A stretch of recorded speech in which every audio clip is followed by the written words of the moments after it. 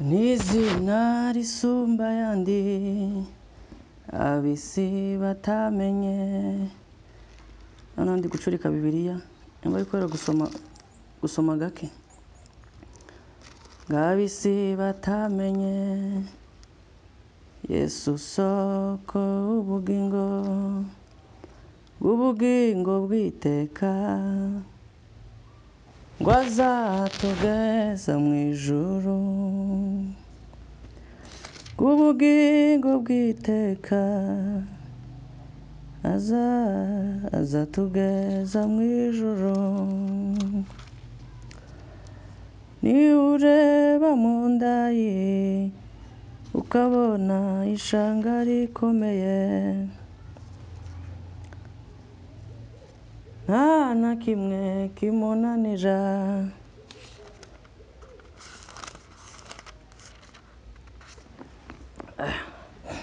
Ndabonaga amasaha ageze kure, kambe njugunye hano.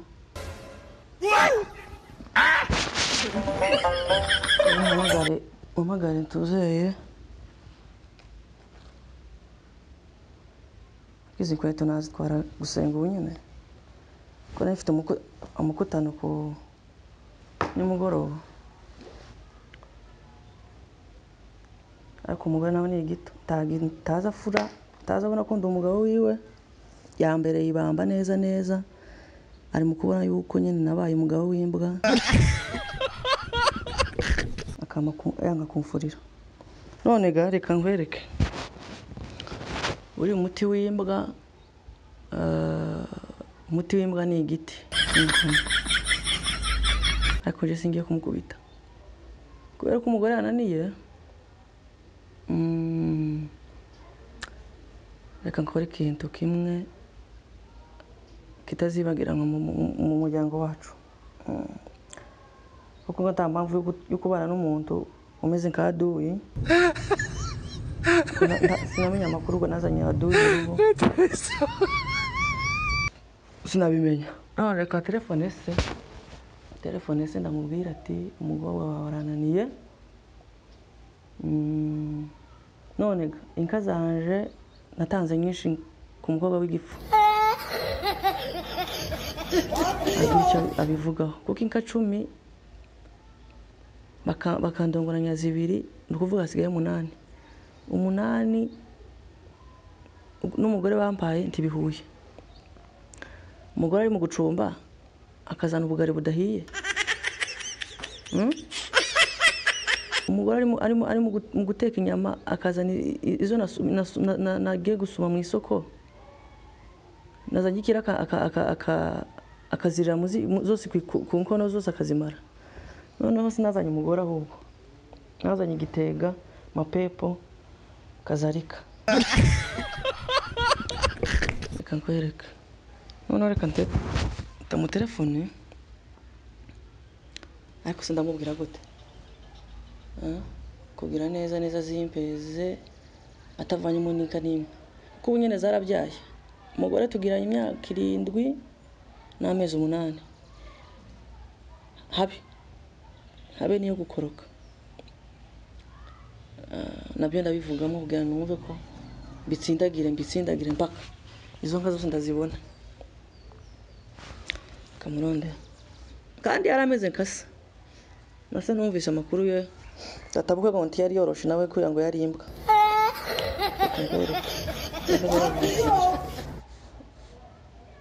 Noneho nsanze ari na hano hafi.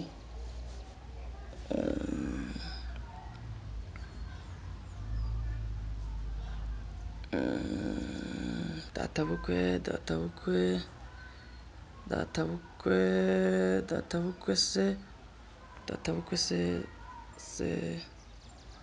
se bagabo.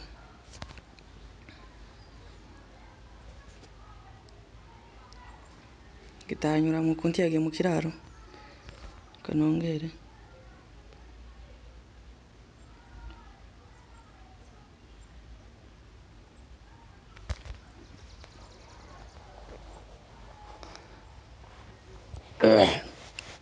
Narambagira ibisiga.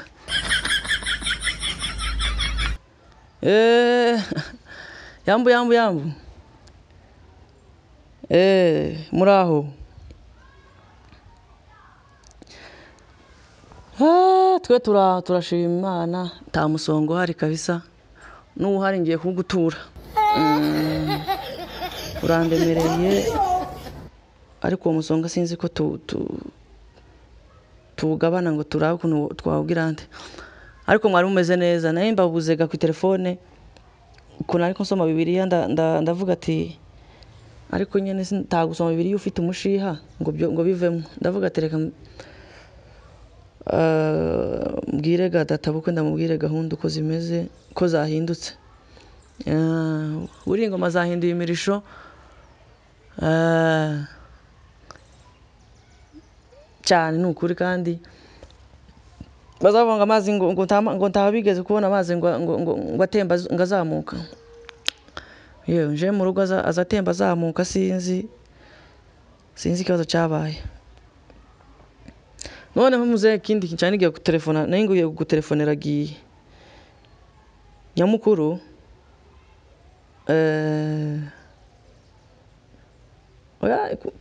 ni umugore wampaye nta kindi tugire ngo nimwe by'amaparasera yanyu.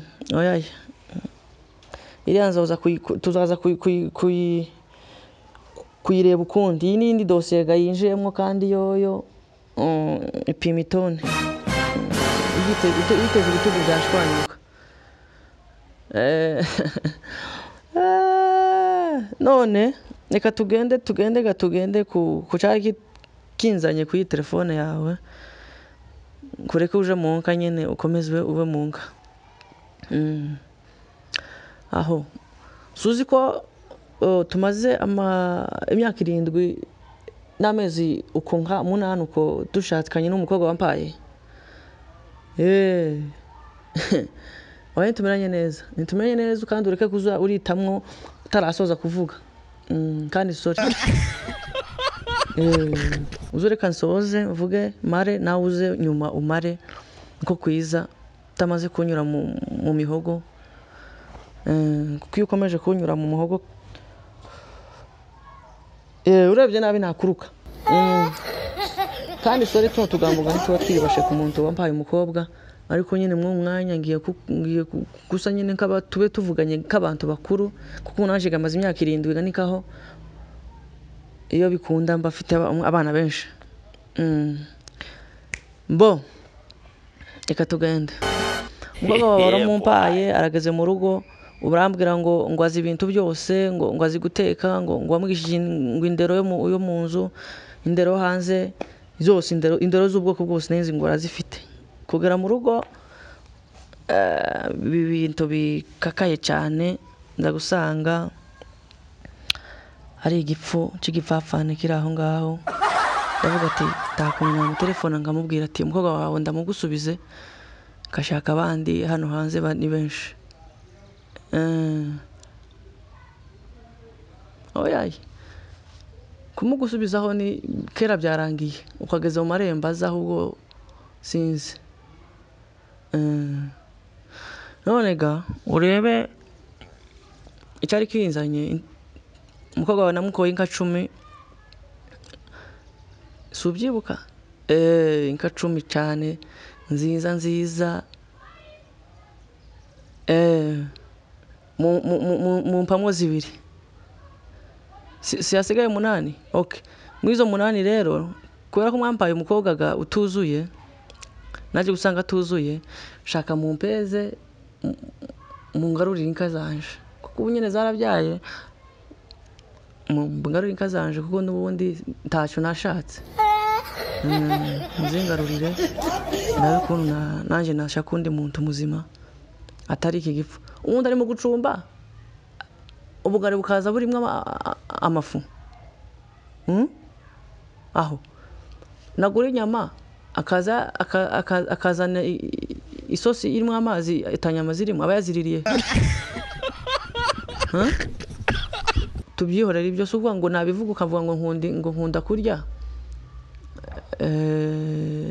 Oya n'ubundi nawe ndabizi ukunda kurya, ariko keneye izo nka zanje zitagabanijemo n'umubare n'umwe, kandi izikamwa izidakamwa zose muhurunture rimwe ukukera nahinduye nta mugore wanyu kobwa wanyu nkeneye. Nari narimubwiye no mu gatondo ataragenda ndamubwira ati ukuntu utaha utekere utahe ndakurekuye ariko jewe inka zanjye tiziheranwa kirazira. Kuba nashatse ngize bigoranye niyo mpamvu nanje ndashaka nyine ngo mungorega musubize izo nka zanje. Nayo makuru nganagengezeho kandi ukuntu ataha ndahita muhinda azi ako muhereza umuntu amutegera kuko araza kugera hiyo mwijoro atamira batamutegera ngo bamuca amazuru kandi urabizi ko yari na maremare.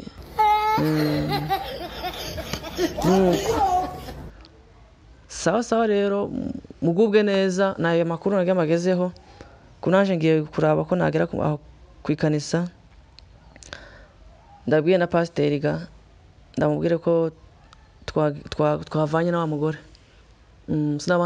Sinabandanya kubana n'umuntu kuyo nguyo. Nawe urabyumva. Sawa sande cyane izo nka ndareba umuntu ndatelefona Matayo aragira ati tuzazane kuzishorera sawa sante. Nayo ngayo ahandi tumeze neza. Sawa nayo kabisa.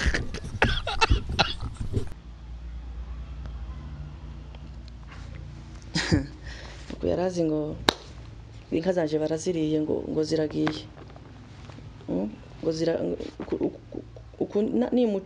niba mwohereje naje banyohereze inka zanje ta mawiri matatu nkeneye yo kuvugana nabo kugira ngo byumvikane. Nuko noneho umwanya uguragiye reka umuntu umutareka avugana na sebo ko azabiriye icyuya nk'iki cyose nitangaza ngo umuntu yaganye inkweto ze ko yagerayo yari amahoro kabisa.